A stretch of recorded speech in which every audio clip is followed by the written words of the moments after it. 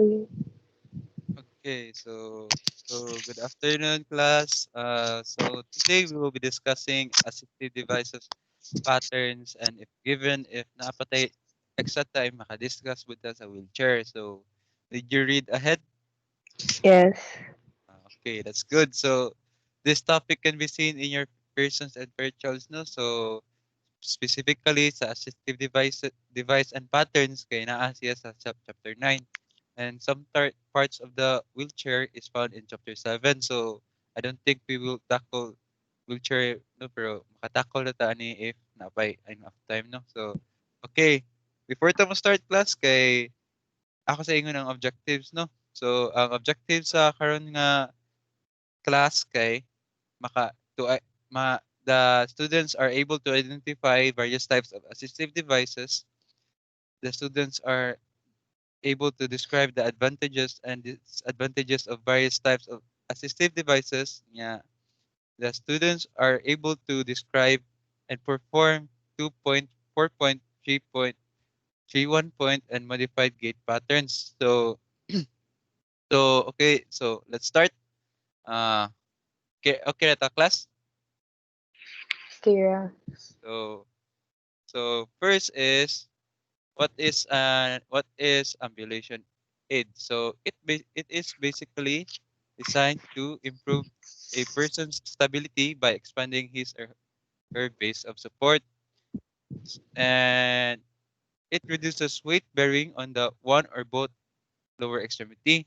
And lastly, it permits mobility. So mo ni ang gamiton, no, so mo ni mga walkers, canes, yan ba. So maka-help ni siya sa mga persons who are disabled and naay something wrong sila hang lower extremity. So what are precautions for ambulation activities? Any idea? Uh, appropriate footwear. Okay. Okay, that's one. So one is to ensure the patient wears appropriate footwear. So do not allow the patient to ambulate while wearing loose fitting shoes or slippers or when barefoot. Okay, since possible nga makadisgrasya sa ni siya during sa treatment. And next is monitor the patient's physiological responses to ambulation frequently and evaluate vital signs, general appearance, and mental alertness during the activity. So dapat ato ni i-monitor per mino kay wa ta kabaw nga murag kuha na day siya nang luspad na day siya during sa treatment ba. So dapat ato dyan sa i-monitor ang patient. So next is avoid guarding or uh, controlling the patient by grasping his or her clothing or an upper extremity. So ato ni siyang i-observe jud class kay kon man kay if nag-guard ta niya sa iyang t-shirt kay nay possibility nga makadisgrasya jud ta niya magisi sa iyang t-shirt or iyang upper extremity nasa possibility nga maka-cause og injury niya. Yeah. Next is you should anticipate the unexpected and be alert for unusual patient actions or equipment problems. So dapat mag-anticipate kung ano sa mga worst case scenario, no. So para at least atong mabantayan atong patient. Yeah. So next is guard the patient by standing behind him or her and slightly to one side and maintain a grip on the gate belt until the patient is safe to ambulate independently. So why so Catherine, so why is it you should stand behind or slightly to one side man? Ngano, what is the reason man? I think muna proper way of guarding kay you don't know which side ma-fall ang patient. So, muna Okay, slightly to one side. okay, that's good. So that could be a reason, no? That, so next is that's good, Kat. Yeah. So next is do not leave the patient unattended while he or she is at standing. So dapat di jud nato biyaan atong patient, no, labi naa siya problem sa iyang lower extremity. So naa jud possibility nga matumba jud siya, no. So dapat naa jud ta if magbarog siya. So next, always protect the patient's appliances during ambulation. So dapat ato ning kuno ato ni bantayan like mga kanay mga catheter, mga kuan niya murag naa siyang kuno kay important sa jud ra ba ni sa ilahang well-being during sa treatment. So dapat ato jud and also para makalessen sad sa mga disgrasya kay na possibility nga atong matumban ilahang kuan ilang mga wires nga na ba. So ato jud i-check and protect ang appliances during ambulation. Yeah. Lastly, be certain that the area used for ambulation is free hazards such as equipments or furniture and that the floor or surface is dry. So atong i-check jud no nga naabay hazards kay makakausa ni siya further injuries during sa kuano during sa treatment and also ato sa i-ensure nga ang floor or surface is dry para lessen sad ang possibility nga ma-slide atong patient no labi nag wala kay say kuano kanang stability sa iyang extremity no. So next. So next is the first ko na to kay tilt table. Ay joke dili di ay. So ko ano? So from least to greatest in the amount of support or stability. So mo ni ang ko ano? So mo ni ang from least to greatest. So number 1 is parallel bar, 2 walker, next is auxiliary crutches, left-strand crutches, and cane. So reasonable masad ang parallel bar no kay mas grabe jud ang stability compared sa uban no. And next is walker. Yeah. And sa canes kay may bawaan na nato later on this discussion nga nung siya ang pinaka-least na amount of stability or support no. So next is based on patient's coordination from least to most ni class ha. So next first is parallel bar, walker, cane, auxiliary crutches, and left-hand crutches. So sa ko ano ang na-change na jud diri no kay ang cane kay nabalhin siya ika-third niya. Naubos din ang auxiliary crutches and left-hand crutches. So from least to most ni klasa. So always remember ni klasa kay mag-ask bi ako later on after sa discussion. Yeah. So next is tilt table. So what is tilt table man? So this benefits the persons who need physiologically acclimate to an upright position such as a result of variety conditions. It could be either it may be used manually or mechanically. So mo ni siya gamit ni siya sa ano nga para sa during sa treatment labi na kanang more bedbound nga patient ba. Dili ba na sila pwedeng nga more musaka din kinamay possibility nga malipog sila igsaka. So gamit ni siya during sa treatment nga at least hinahinayon na tog barog atong patient para dili siya malipong. So later on the lab session no kay makabawta magamit ta ani no. So next is now we tackle on the next is parallel bars. So this is used when maximum patient stability and support are required. Many gait patterns are usually initiated in the parallel bars, even evaluation and fit of ambulation aids. So are sa ta makakuan sa fit sa ambulation aids no. So sa mga fit sa mga measurements ba.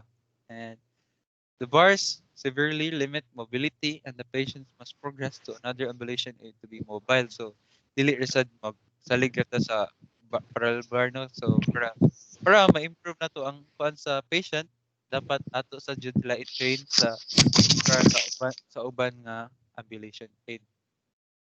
So now we tackle on the functions of the assistive devices. So the specific assistive devices we will be tackling today. So are walker, cane, auxiliary crutches, and left-strand crutches. So walkers is to provide maximum stability no. So ngano mo hatag man ni siya maximum stability Catherine in your own Okay, yung balance is better than after better like yung range of motion kay supported then dili siya dali uh, ma Okay, accident. so very good. So that could be also a valid reason, but no. Okay, not only it gives maximum stability and support, it also improves balance and relieve weight bearing either fully or partially on the lower extremity. So next is gain. So this increases anterior, posterior, and mediolateral base of support. Uh, it also decreases the amount of muscle force necessary to stabilize a joint. So basing on its function, Kat, give me an example of condition that could possibly use the cane. Right, Um, duha lang, at least two lang. hemiplegic ang patient and pain in hip joint. Okay, no, very good. So maka-help jud ni ang cane no, para sa iyang pag-stabilize sa iyang joint no. So okay, murag ma ma-help niya. Okay, tungod sa basing sa description no, anterior posterior decreases the anterior posterior and medial lateral base of support. Okay, very good. So next will be axillary crutches. Yeah, this is for the persons who needs less stability provided by the parallel bars or walker. This allows uh, this allows greater selection of gait patterns. Yeah, ang iyang drawbacks include increased assistive device mass, restriction of hand use. Yeah, possible disadvantage ani niya ba kay only possible disadvantage ani niya kay some patients may have trouble coordinating gait with crutches. So dili okay ra class dili ra kay ko paspas class. Dili sir. Sige. So next, lastly kay ang left hand crutches. So it is a forearm cuff with a narrow anterior posterior opening that is attached at this side. So na siya support sa iyang para sa forearm no para at least masuportahan ang patient and yeah, makakuha siya hands are freed up to perform other activities. So unlike sa axillary crutches kay murag na mas lisod-lisod siya maka-perform og lain activity kay murag wa siya support sa iyang forearm. Yeah. This require good upper extremity strength and adequate trunk balance. Yeah. Ang minimum requirements for safe use of left hand crutches. Yeah. So okay, next will be the weight bearing levels. So so basing sa kung ano, so sa non-weight bearing, kay it is the kung ano kanang condition ay kanang reg kuan nga unable to the patient is unable to place any weight through the uninvolved extremity. So basically dili niya mabutngan og kusog ang kung ano ang iyang affected extremity no sa iyang lower extremity. Yeah, it is not permitted to touch the ground or any surface kay na possible nga ma-worsen ang iyang condition niya. And also this type of weight bearing kanang require jud siya assistive device nya sa toe touch bearing. It is when the patient is unable to place any weight through the uninvolved extremity and may place the toes on the ground to assist with balance. So murag ka ng at least niya ba murag iya ra gi-drag iyang toe ba murag para at least matagaan siya kanang tagaan siya balance gamay ba. And mo require gyapon ni siya assistive device. Yeah, sa partial weight bearing class kay it is when the patient is allowed to put a particular amount of weight through the uninvolved extremity. So the medication prescribed basing sa kuan kay murag makabutang na siya sa weight pero magdepende sa doctor if mo prescribe ba siya prescriban ba siya sa doktor nga pwede siya makaput sa weight para at least to sure lang na malasan ang possible nga ma-worsen ang condition. Yeah. Next is weight bearing as tolerated. So basing sa kung ano sa yang ano weight bearing as tolerated. So patient can now determine the proper amount of weight bearing based on comfort. So makaput na siya enough enough strength or weight sa iyang affected extremity, pero magdepende sa niya if masakit na siya or kaya pa niya makuha ng pain niya. So assistive device may or may not be required. And lastly, full weight bearing. It is when the patient is able to place full weight on the involved extremity. Assistive device is not required. So makakuha na feel kuha na ni siya no na under recovery kuha na ni siya phase nga kay mabutang naman niya ang iyang affected extremity full niya maka-exert na siya full effort and weight. So dili na jud kay ni kuha na siya healing phase na ni siya no. So okay class. So before tayo proceed, so give me an example, condition, or situation of non-weight bearing and weight bearing as tolerated. So cut unsa man sa non-weight bearing cut. Fracture in the non-weight bearing. Okay, so sa weight bearing as tolerated. Okay, is when the patient's condition is almost healed. No, no sakto na. So very good. So basing sa sa akong na-discuss no kay kang sa weight bearing as tolerated is when the patient's condition is almost healed. So sakto dyan na siya kay hapit na maayo ang involved extremity sa patient.